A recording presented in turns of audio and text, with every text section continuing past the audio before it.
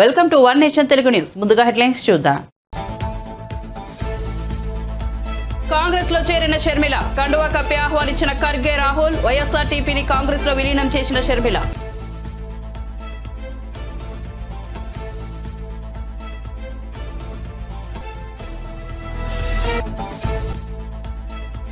మాజీ సీఎం కేసీఆర్ ను పరామర్శించిన జగన్. కేసీఆర్ ఆరోగ్య వివరాలు అడిగి తెలుసుకున్న వైనం.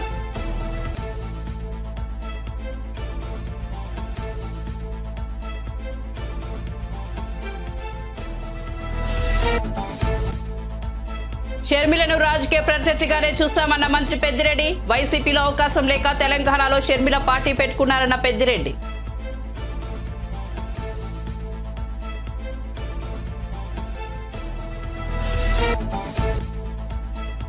ఆరు గ్యారంటీల అమలు ఆలస్యం చేసేందుకే అభయహస్తం నాటకమన్న కిషన్ రెడ్డి.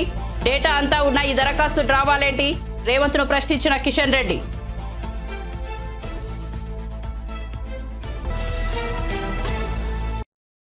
ఇక వార్త వివరాల్లోకి వెళ్తే AP CM YS Jagan Telangana మాజీ సీఎం కేసీఆర్ ను పరామర్శించారు. హైదరాబాద్ నందినగర్ లోని కేసీఆర్ నివాసానికి వెళ్లిన జగన్ ఆయన ఆరోగ్య పరిస్థితి గురించి అడిగి తెలుసుకున్నారు. అనంతరం కాసేపు మాట్లాడుకున్నారు. కేసీఆర్ నివాసానికి చేరుకున్న జగన్ ను మాజీ మంత్రి కేటీఆర్ లోపలికి ఆహ్వానించారు. ఆయన వెంట మాజీ మంత్రులు తలసాని శ్రీనివాస్ యాదవ్, మహమూద్ అలీ కూడా ఉన్నారు.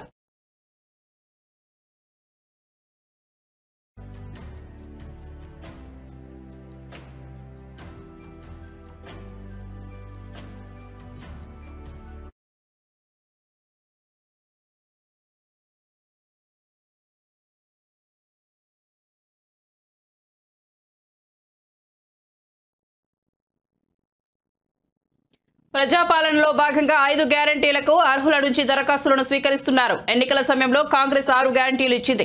ఇందులో యువ వికాసం మినహా మిగతా 5 గ్యారంటీలకు ప్రజాపాలన సందర్భంగా దరఖాస్తులను స్వీకరిస్తున్నారు. ప్రజాపాలన అభయహస్తం దరఖాస్తులపై మంత్రి పొన్నం ప్రభాకర్ ఇటీవల ప్రకటన చేశారు. ప్రజాపాలన డిసెంబర్ 28న ప్రారంభమైందని, జనవరి 6వ తేదీ వరకు మాత్రమే ఉంటుందని, పొడిగించడం ఉండదని స్పష్టం చేశారు. దీంతో చాలా మంది ఆందోళనకు గురయ్యారు. ఈ నేపథ్యంలో సీఎస్ శాంతికుమారి చెబుతూ మరో 4 నెలల తర్వాత మరోసారి ప్రజాపాలన ఉంటుందని స్పష్టం చేశారు. ప్రతి 4 నెలలకు ఒకసారి గ్రామాలు, పట్టణాలలో ప్రజాపాలన ప్రత్యేక సభలు నిర్వహిస్తామన్నారు. ఈ సందర్భంగా అర్హుల నుంచి దరఖాస్తులను స్వీకరిస్తామని వెల్లడించారు. మహాలక్ష్మి, రైతు భరోసా, గృహలక్ష్మి, ఇందిరమ్మ ఇల్లు, చేయూత పథకాలకు ప్రభుత్వం దరఖాస్తులను ఆహ్వానిస్తోంది.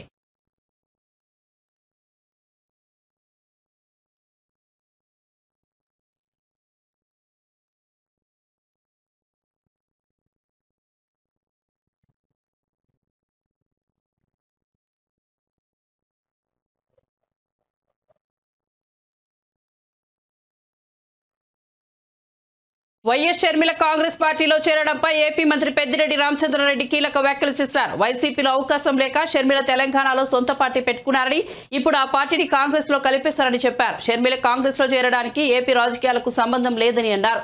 జగన్ ను జైలుకు పంపించిన కాంగ్రెస్ పార్టీలో ఎవరు చేరినా వారిని తాము రాజకీయ ప్రత్యర్థులుగానే చూస్తామని అన్నారు. తమ నాయకుడు జగన్ కోసం తాము ఎప్పటికీ పని చేస్తూనే ఉంటామని చెప్పారు. జగన్ ను మరోసారి సీఎంగా చేసేందుకు ప్రజలంతా సిద్ధంగా ఉన్నారని అన్నారు. కుటుంబాలను చీల్చి రాజకీయాలు చేయడం చంద్రబాబు, సోనియా గాంధీల నైజమని విమర్శించారు. ఎన్ని జాకీలు పెట్టి లేపినా నారా లోకేష్ లేవుడని అన్నారు. కాంగ్రెస్ పార్టీలో ఎవరు అని కాదు, ఎవరున్నా కూడా మాకు ప్రతిపక్షం మాదిరే మేము చూస్తాం తప్ప మాకు కావాల్సిన వాళ్ళు అంటే నువ్వు చెప్పేది ఏంటంటే రాజకీయాల్లో మా కాళ్ళు మేము నరుక్కునేది అలాంటి పరిస్థితి ఉండదు. తెలుగుదేశం పార్టీలో కానీ కాంగ్రెస్ పార్టీలో కానీ మాకు వ్యతిరేకంగా మా పార్టీకి వ్యతిరేకంగా జగన్మోహన్ రెడ్డి గారికి వ్యతిరేకంగా పనిచేసేవారిని ఎవరినైనా కూడా మేము అదే దృష్టిలో చూస్తాం. అతను మొట్టమొదట తాను ఆత్మవిమర్శ చేసుకోవాలి. అతను ఒక జెడ్పీటీసీగా ఓడిపోయిన వ్యక్తి. ఆయన్ని ఏ విధంగా తీసుకొచ్చాము, ఆయనకు ఏ విధంగా అండగా నిలిచాము, ఏ విధంగా అన్ని ఇబ్బందులు ఎదుర్కొని వారిని శాసనసభ్యుని చేశాము. అంత ఇంగిలికి జ్ఞానం లేకుండా ఎవరో రెచ్చగొట్టే విధంగా మాట్లాడడం అనేది సబబు కాదు. ఇప్పటికైనా కూడా మించిపోయింది లేదు. ఎంఎస్ బాబు ఆత్మవిమర్శన చేసుకొని తిరిగి వైఎస్ఆర్ కాంగ్రెస్ పార్టీకి మద్దతు ఇచ్చే పరిస్థితుల్లో ఉండాలి. కాంగ్రెస్ పార్టీలో ఎవరు అని కాదు, ఎవరున్నా కూడా మాకు ప్రతిపక్షం మాదిరే మేము చూస్తాం తప్ప వైఎస్ఆర్ తెలంగాణ పార్టీ కాంగ్రెస్ లో విలీనం చేయడం సంతోషంగా ఉందని వైఎస్ షర్మిల అన్నారు. ఇవాల్టి నుంచి కాంగ్రెస్ లో వైఎస్ఆర్ తెలంగాణ పార్టీ ఒక భాగమని చెప్పారు. కాంగ్రెస్ లో చేరిన అనంతరం ఆమె మాట్లాడుతూ దేశంలో అతిపెద్ద లౌకిక పార్టీ కాంగ్రెస్ అని పేర్కొన్నారు. రాహుల్ గాంధీని ప్రధానిగా చూడడం వైఎస్ రాజశేఖర రెడ్డి గారి కళ అని అది నెరవేర్చడానికి మనస్ఫూర్తిగా పనిచేస్తానని షర్మిల తెలిపారు.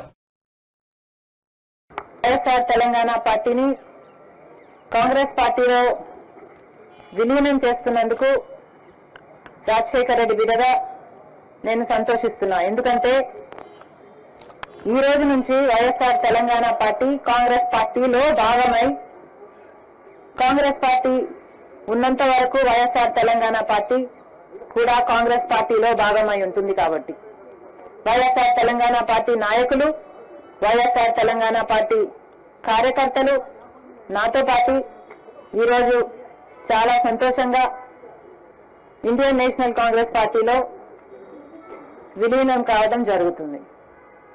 రాజశేఖర రెడ్డి గారు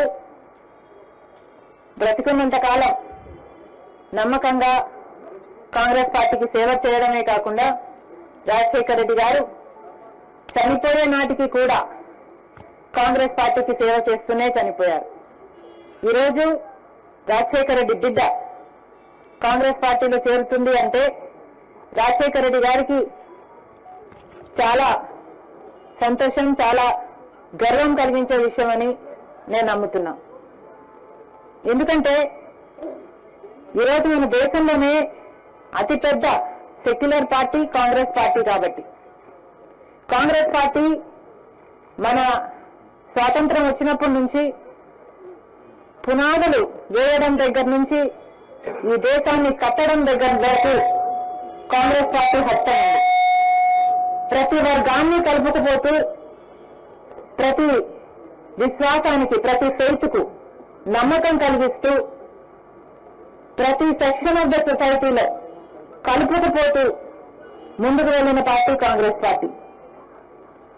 కాంగ్రెస్ పార్టీ ముందు కూడా రాహుల్ గాంధీ గారి నాయకత్వంలో, ఖార్గే గారి నాయకత్వంలో ప్రజలందరికీ మేలు చేస్తుందని సంపూర్ణంగా విశ్వసిస్తూ, రాజశేఖర రెడ్డి గారి కళ, ఏ కళ అయితే రాజశేఖర రెడ్డి గారు రాహుల్ గాంధీని ప్రధానమంత్రిని చేయాలి అని మనస్ఫూర్తిగా కోరారో అది నెరవేర్చడానికి రాజశేఖర రెడ్డి గారి బిడ్డ మనస్ఫూర్తిగా పనిచేస్తుంది. కాంగ్రెస్ పార్టీ రాజశేఖర రెడ్డి బిడ్డ మీద నమ్మకం ఉంచి తెలంగాణలో వైఎస్ఆర్ తెలంగాణ పార్టీ చేసిన త్యాగాన్ని గౌరవించి ఈరోజు రాజశేఖర రెడ్డి బిడ్డను కాంగ్రెస్ పార్టీలోకి ఆహ్వానించడం జరిగింది. ఆ ఆహ్వానాన్ని మేము మనస్ఫూర్తిగా స్వీకరిస్తూ కాంగ్రెస్ పార్టీలో ఈరోజు విలీనమవుతున్నాం.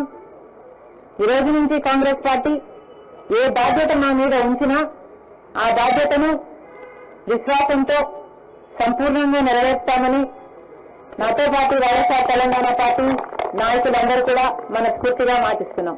Thank you. ప్రాణం పోయేంత వరకు వైసీపీలోనే ఉంటారని వైసీపీ ఎంపీ గోరంట్ల మాధవ్ అన్నారు. చావో రేవో వైసీపీలోనే పార్టీ మారే ప్రసక్తే లేదని చెప్పారు. మళ్లీ టికెట్ కావాలని పార్టీ పెద్దలెవరిపై తాను ఒత్తిడి చేయలేదని తెలిపారు. తాడేపల్లిలో సజ్జల రామకృష్ణారెడ్డిని కలిశానని, అయితే ఆయనతో తాను గొడవ పడినట్టు వస్తున్న వార్తలో నిజం లేదని చెప్పారు. త్వరలో సీఎం జగన్ ను కలుస్తానని అన్నారు. అనేక కారణాలతో పార్టీలో మార్పులు చేశారని మాధవ్ చెప్పారు. హిందూపురం పార్లమెంట్ స్థానం నుంచి తనను తప్పించినా పార్టీలో తనకు సరైన గౌరవం ఉంటుందని భావిస్తున్నానని అన్నారు. టికెట్ ఇచ్చినా ఇవ్వకపోయినా తాను వైసీపీలోనే ఉంటానని చెప్పారు. హిందూపురం ఎంపీ నియోజకవర్గానికి బళ్ళారి మాజీ ఎంపీ శాంతను జగన్ ప్రకటించిన సంగతి తెలిసిందే. ఎన్నికల్లో ఎంపీగా ఆమె పోటీ చేయబోతున్నారు. గోరంట్ల మాధవ్కు ఏ స్థానాన్ని కేటాయిస్తారన్న దానిపై ఇంకా క్లారిటీ రాలేదు. దీంతో పార్టీ అధిష్టానంతో ఆయన చర్చలు జరుపుతున్నారు. 2024లో ముసలోనికి ఆ 20 పక్కకి తీసేస్తే ముసలోనికి ఆ ముందరి 3 మిగులుతాయి అనేది నా ఉద్దేశం. తర్వాత ఈ రాష్ట్రంలో అనేక కులాలు, మతాలు, ప్రాంతాలకు సమానమైన ప్రాతినిధ్యాన్ని కల్పించాలా, బీసీ, ఎస్సీ, ఎస్టీ, మైనార్టీలలో ఉండే అన్ని కులాలకు ఖచ్చితంగా రాజకీయ ప్రాధాన్యతను ఇవ్వాలా, ఏ కులం అయితే తక్కువ సంఖ్యలో ఉందో ఆ కులంలో కూడా న్యాయకత్వాన్ని స్ట్రెంగ్తెన్ చేయాలన్న ఉద్దేశంతో గౌరవ ముఖ్యమంత్రి జగన్మోహన్ రెడ్డి గారు రకరకాల మార్పులు చేర్పులు చేసుకుంటూ ఆయన ముందుకు వెళ్ళటం జరుగుతూ ఉంది. అందులో భాగంగానే హిందూపురానికి బోయ సామాజిక వర్గానికి చెందిన ఒక మహిళను అక్కడ పెట్టాలని పార్టీ నిర్ణయించింది. పార్టీ అనేది నాకు కన్నతల్లి లాంటిది. నాకు రాజకీయ జన్మనిచ్చి నన్ను ఎంపీని చేసి ఢిల్లీకి పంపించిన పార్టీ నాకు కన్నతల్లి లాంటిది. కన్నతల్లి లాంటి పార్టీ ఏం ఆదేశిస్తే ఆ ఆదేశాన్ని నేను శిరోధార్యంగా భావిస్తా. దానికి TV5 ABN లేదా మహా టీవీ వాళ్ళు లేదా వాళ్ళ సోషల్ మీడియా హడావుడి చేయనక్కర్లేదనేది నా ఉద్దేశం. తర్వాత పార్టీకి దిశానిర్దేశం చేస్తూ ఈ పార్టీని గౌరవంగా నడుపుతూ అందరు ఎవరొచ్చినా ఎంపీలు కానీ ఎమ్మెల్యేలు కానీ ఏ సామాన్య కార్యకర్త నుంచి ఎవరొచ్చినా కూడా ఎంతో ప్రేమగా ఆప్యాయతతో ఓపికతో మాట్లాడి ఉన్న విషయాన్ని వాళ్ళకి విశదీకరించి వాళ్ళ బాగోగులను చూస్తూ ముందుకెళ్తున్న సజ్జల రామకృష్ణారెడ్డి సార్ను నేనేదో ప్రశ్నించినట్లు మీడియాలో వాళ్ళ సోషల్ మీడియాలో చెత్త ప్రచారం ఒకటి జరుగుతూ ఉంది. అయ్యా, పెద్దిరెడ్డి రామచంద్రారెడ్డి గారు ముఖ్యమంత్రి గారితో కొట్లాడినట్టు, గోరంట్ల మాధవ్ సజ్జల రామకృష్ణారెడ్డి సార్తో కొట్లాడినట్లు ఎందుకు ఈ చెత్త వార్తలు? భార్యాభర్తల మధ్యలో, అన్నదమ్ముల మధ్యలో, లేదా తల్లిదండ్రుల మధ్యలో, లేదా పార్టీలో స్వపక్షంలో ఒకరి మీద ఒకరికి మీరు ఖచ్చితంగా కలహాలు పెట్టడానికి ప్రయత్నం చేస్తున్నారు. ఇది ఖచ్చితంగా శవాల మీద పేలాలు ఏరుకోవడం తప్ప మీకు ఎలాంటి ప్రయోజనం ఉండదు అని ఈ టీవీలకు నేను ABN కానీ TV5 కానీ మహా టీవీకి వీళ్ళందరికీ కూడా చెప్తున్నా. దయచేసి మీరు పార్టీలో కలహాలు పెట్టాలా, దానితో ప్రయోజనం పొందాలా అనే దానికంటే మీ చంద్రబాబు నాయుడుకి ఒక అడ్వైజ్ చేయండి. ప్రజల్లోకి పొమ్మని చెప్పండి, ప్రజాక్షేత్రంలో తేల్చుకోమని చెప్పండి. దేవుడు లేదా జనం నిర్ణయిస్తారు గెలుపోవటంలో. కానీ నీ TV5 ABN లేదా మహా టీవో జయాపజయాలను గెలుపోవటంలోనూ డిసైడ్ చేయలేదని ఆ టీవీ ఛానల్స్ను హెచ్చరిస్తున్నా. దయచేసి నేను విజయవాడకు వచ్చినప్పటి నుంచి ఎక్కడున్నాడు, ఏం చేస్తున్నాడు, సీఎం ఆఫీస్ అనేది మాకు ఇల్లు లాంటిది. ఎంపీలకు ఎమ్మెల్యేలకు 10 సార్లు తిరుగుతాం, రోజుకు 10 సార్లు తిరుగుతాం. మీకెందుకు వచ్చింది? వచ్చిన ప్రతిసారి పోయిన ప్రతిసారి ఎక్కడ ఉన్నారు, ఏం కథ అనే దాని మీద మాట్లాడుతూ ఉన్నారు, రాస్తూ ఉన్నారు. దయచేసి అట్లాంటి అవాస్తవమైన వార్తలకు పులి స్టాప్ పెట్టి నిజమైన వార్తలతో మీరు ముందుకు రావాలని ఈ సందర్భంగా తెలియజేస్తున్నాను. మా పార్టీ ఖచ్చితంగా 175కు 175 సీట్లను గెలిచాలి, ఖచ్చితంగా గెలిపించాలని బీసీ ఎస్సీ ఎస్టీ మైనార్టీలందరూ కూడా సిద్ధంగా ఉన్నారు. మీరు దయచేసి మీ 20 పక్కకు పోయి మీకు ముందరి 3 మిగిలే పరిస్థితి దాపురించింది. దాన్ని చూసుకోండి అని ఈ సందర్భంగా తెలియజేస్తున్నాను. దయచేసి ఇలాంటి వక్రమైన వార్తలను, అబద్ధమైన వార్తలను ప్రచురించే ముందు ఒకసారి ఆలోచించండి.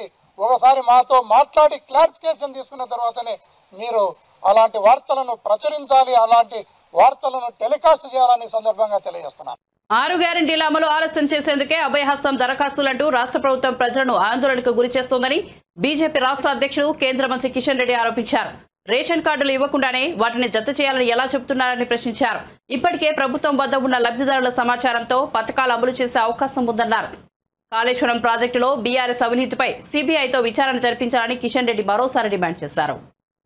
రాష్ట్ర ప్రభుత్వం అభయహస్తం పేరుతో పెద్ద ఎత్తున ప్రజల్లో ఒక అయోమయం సృష్టించేటువంటి ప్రయత్నం చేస్తా ఉంది. నేను అభయహస్తం సంబంధించినటువంటి దరఖాస్తు ఫారం చదివాను. ఈ దరఖాస్తు ఫారము ఎందుకు నింపుతున్నారో, దీని వెనుక మతలబేందో నాకైతే అర్థం కావడం లేదు. ఇది పూర్తిగా రాజకీయ దృక్పథంతో నింపుతున్నటువంటి పథకమే తప్ప ప్రజలకు లబ్ధి చేకూర్చడానికి చిత్తశుద్ధి ఉన్నట్టుగా మాకెవరికి కనిపించడం లేదు. మీరు ఇచ్చేటువంటి 6 గ్యారంటీల విషయంలో మరి ఈరోజు ఈ యొక్క దరఖాస్తు ఫారము పెద్ద ఎత్తున ప్రజలను అయోమయానికి గురి చేసేటువంటి కార్యక్రమం, ఈ దరఖాస్తు ఫారంలు బ్లాకులు అమ్ముతున్నటువంటి పరిస్థితి, అందుబాటులో లేనటువంటి పరిస్థితి, ఈ దరఖాస్తు చేయకపోతే మీకు ఏ రకమైనటువంటి సహాయం అందదని చెప్తున్నటువంటి పరిస్థితి. నిజంగా ప్రభుత్వానికి చిత్తశుద్ధి ఉంటే మీరు 100 రోజుల తర్వాత చేస్తారా, మీరు ఇచ్చినటువంటి హామీ ఏ రకంగా నిలబెట్టుకుంటారనేది మీ విషయం. కానీ నిజంగా మీకు చిత్తశుద్ధి ఉంటే ఈ దరఖాస్తు అవసరం లేకుండానే ప్రజలకు సంబంధించినటువంటి మీరు ఇచ్చినటువంటి హామీలు అమలు చేయడానికి అన్ని రకాలుగా అవకాశాలు ఉన్నాయి. మరి ఆ రకంగా ఉన్నప్పుడు ఈరోజు ప్రజలను అయోమయానికి గురి చేసి ఈ యొక్క పథకాల అమలుకు, గ్యారంటీల అమలుకు కాలయాపన చేసేటువంటి ప్రక్రియ ఏం తప్ప ఇది మరొకటి లేదు. మీరు రేషన్ కార్డులే ఇవ్వలేదు, రేషన్ కార్డులు జత చేయమంటారు. చాలా మందికి గత 10 సంవత్సరాలుగా బీఆర్ఎస్ పార్టీ దుర్మార్గంగా రేషన్ కార్డులు ఇవ్వలేదనే విషయం అందరికీ తెలుసు. తెలిసిన తర్వాత మీరు రేషన్ కార్డులు ఏ రకంగా అడుగుతున్నారో నాకైతే అర్థం కావడం లేదు. అనేక విషయాలు, జైళ్లకు పోయిన వాళ్ళు ఎఫ్ఐఆర్ కాపీ పెట్టాలి. ఎఫ్ఐఆర్ కాపీ హోమ్ మినిస్టర్ని అడిగితే కంప్యూటర్లో ఉంటాయి. అన్ని రకాల తెలంగాణ ఉద్యోగులు ఎవరెవరు జైలుకి వెళ్ళిరో మళ్ళీ దరఖాస్తులు ఎందుకు పెట్టుకోవాలని అడుగుతా ఉన్నాం. ప్రజలను పోలీస్ స్టేషన్ల చుట్టూ తిప్పాలనుకుంటున్నారా, లేక ప్రజలను జైలు చుట్టూ తిప్పాలనుకుంటున్నారా చెప్పాలి. జైళ్లకు వెళ్ళిన వివరాలు, అరెస్ట్ అయిన వివరాలు, అన్ని వివరాలు కూడా ప్రభుత్వం దగ్గర ఉన్నాయి. నిజంగా మీకు చిత్తశుద్ధి ఉంటే హోమ్ మినిస్ట్రీ నుంచి లేకపోతే డీజీపీ ఆఫీస్ నుంచి కంప్యూటర్ ద్వారా తెప్పించుకోవచ్చు. తెలుగుదేశం పార్టీ తాజాగా జై హో బీసీ కార్యక్రమాన్ని తీసుకొచ్చింది. టీడీపీ అధినేత చంద్రబాబు అధ్యక్షతన అమరావతిలో జై హో బీసీ సదస్సు నిర్వహించారు.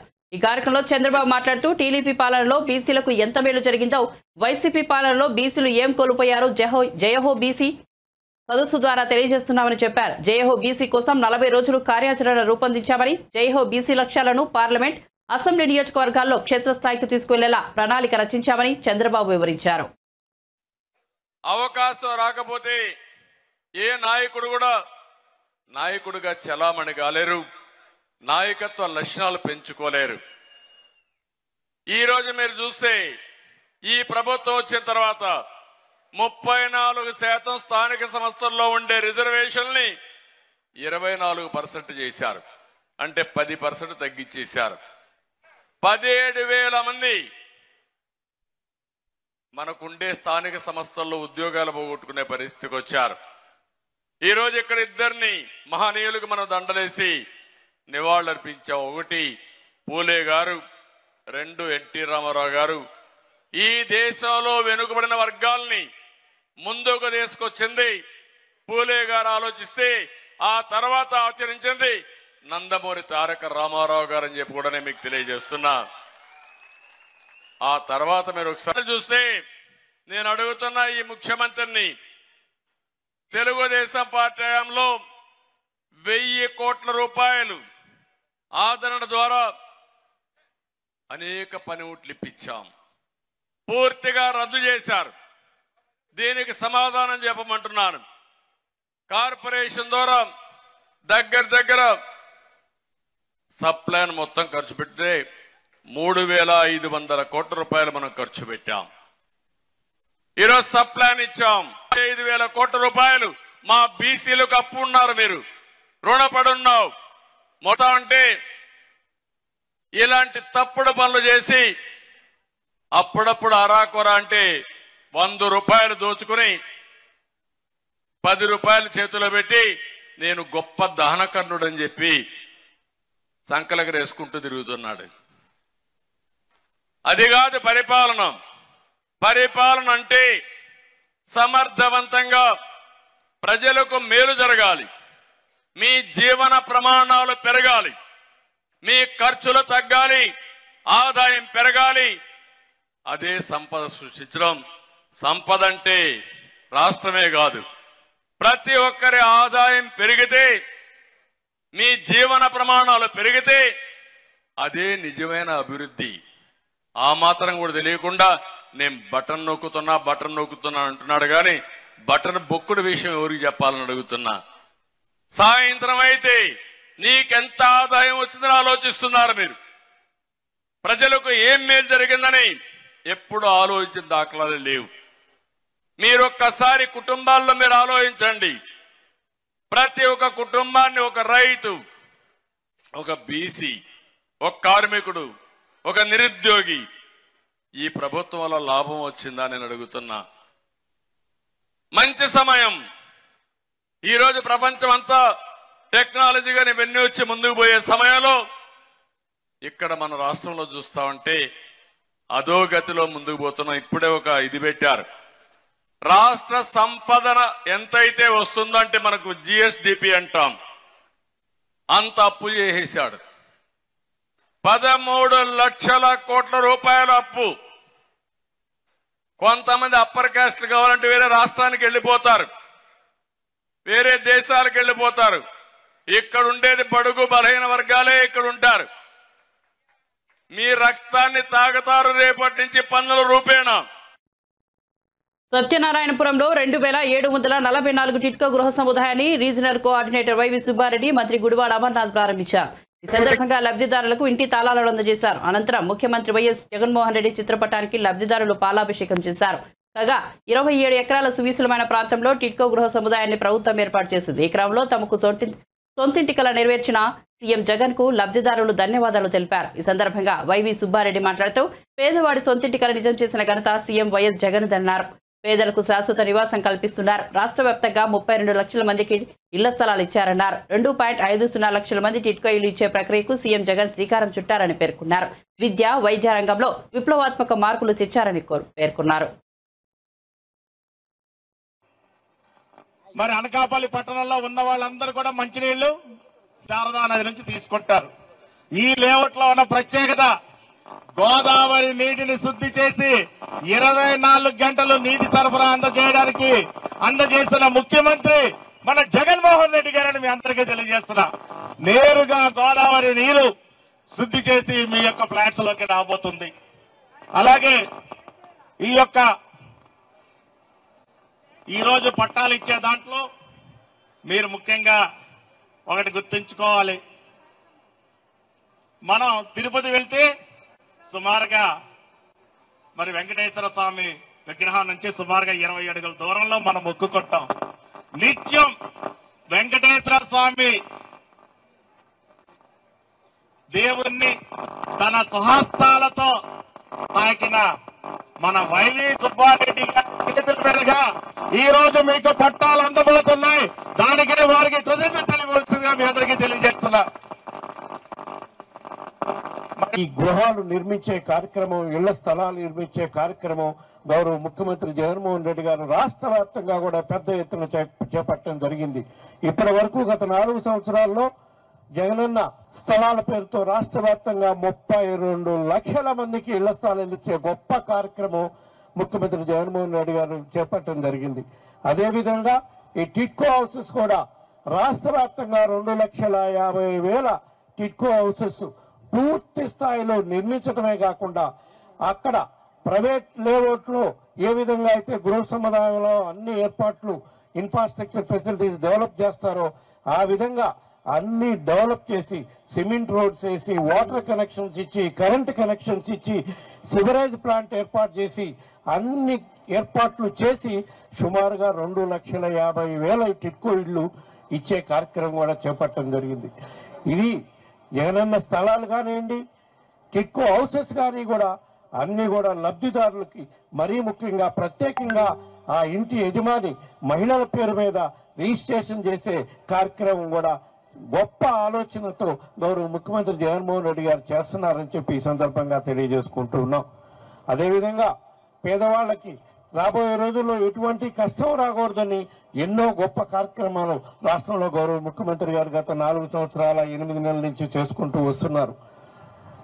పేదవాడికి ఉచితంగా వైద్యం విద్య అందే కార్యక్రమం స్వర్గీయ రాజశేఖర రెడ్డి గారు ఉమ్మడి రాష్ట్రంలో ఏ విధంగా చేశారో దాన్ని మళ్ళా ఇంకా 4 అడుగులు ముందుకెళ్ళి పేదవాడికి మెరుగైన వైద్యం ఇంటికాడకే తీసుకెళ్లి అందించాలి అనే గొప్ప ఆలోచనతో జగనన్న ఆరోగ్య సురక్ష కార్యక్రమం ద్వారా కోట్లాది మందికి ఉచితంగా వైద్య పరీక్షలు చేసి ఆ వైద్యానికి అవసరమైన మందులు కానీ పరీక్షలకు కానీ ఏమాత్రం ఖర్చు పెట్టకుండా అన్ని ఉచితంగా ఇచ్చే కార్యక్రమం చేసిన ప్రభుత్వం మన ముఖ్యమంత్రి గౌరవ ముఖ్యమంత్రి జగన్మోహన్ రెడ్డి గారు అని చెప్పి ఈ సందర్భంగా తెలియజేసుకుంటూ ఉన్నా. ఈ గృహాలు నిర్మించే కార్యక్రమం, ఇళ్ల స్థలాలు నిర్మించే కార్యక్రమం గౌరవ ముఖ్యమంత్రి జగన్మోహన్ రెడ్డి గారు రాష్ట్ర వ్యాప్తంగా కూడా పెద్ద ఎత్తున చేపట్టడం జరిగింది.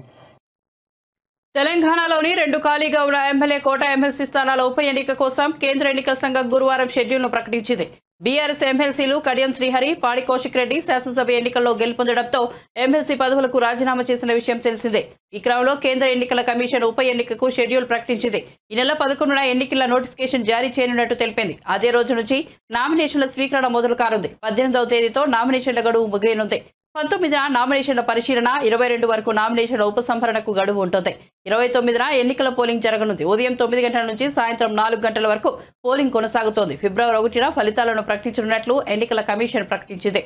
తెలంగాణలోని 2 స్థానాలతో పాటు యూపీలోని ఒక ఎమ్మెల్సీ స్థానానికి ఉప ఎన్నికలు నిర్వహించనున్నట్లు ఎన్నికల సంఘం తెలిపింది.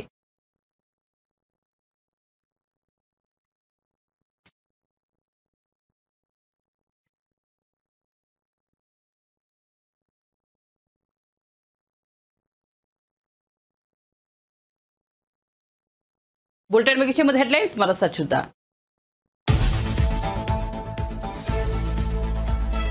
కాంగ్రెస్ లో చేరిన షర్మిల, కండువా కప్పి ఆహ్వానించిన ఖర్గే రాహుల్, వైఎస్ఆర్టీపీని కాంగ్రెస్ లో విలీనం చేసిన షర్మిల.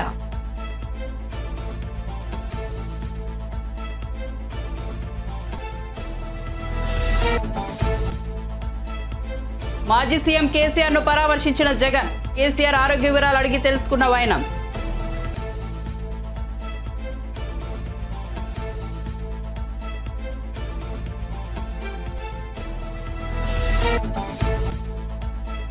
షర్మిలను రాజకీయ ప్రత్యర్థిగానే చూస్తామన్న మంత్రి పెద్దిరెడ్డి, వైసీపీలో అవకాశం లేక తెలంగాణలో షర్మిల పార్టీ పెట్టుకున్నారన్న పెద్దిరెడ్డి.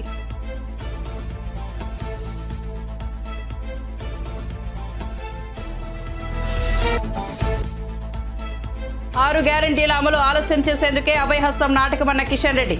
డేటా అంతా ఉన్నా ఈ దరఖాస్తు డ్రామాలేంటి అని రేవంత్ ను ప్రశ్నించిన కిషన్ రెడ్డి.